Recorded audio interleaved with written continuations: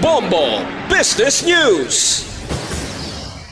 Maayo nga balita para sa aton nga mga motorista, may ginalauman nga big time rollback sa presyo sang produktong petrolyo sa masunod nga semana. Base sa anunsyo sa mga oil companies, epektibo sa Hunyo 23, tubtob sa Hunyo 30, yari ang posible nga pagnubo sa presyo. Sa diesel, posible maganubo sang 8 pesos kada litro. Sa liwat, sa diesel posible may rollback nga 8 pesos per liter. Sa gasolina, posible may rollback nga 5 pesos and 20 centavos per liter. Sa liwat sa gasolina, 5 pesos kag 20 centimos ang posible nga inubo sa presyo. Sa kerosene, posible may inubo nga 9 pesos and 20 centavos per liter. Sa liwat, 9 pesos kag 20 centimos ang posible inubo sa presyo ng kerosene. Samtang kung ipatuman na ina nga adjustment o kung rollback, yari ang posible nga price range o kung ang tupan sang presyo. Sa diesel, 54 pesos and 73 centavos tubdob sa 79 pesos and 9 centavos per liter. Sa gasoline, 75 pesos and 54 centavos tubdob sa 88 pesos and 34 centavos per liter. Sa kerosene, 92 pesos and 24 centavos tubdob sa 99 pesos and 18 centavos per liter.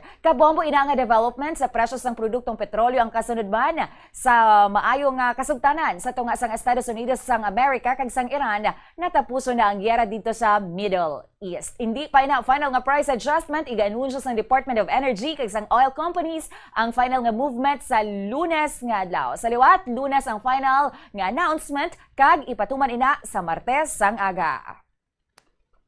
Bombo Foreign Exchange Update is brought to you by Quinbank Business Banking.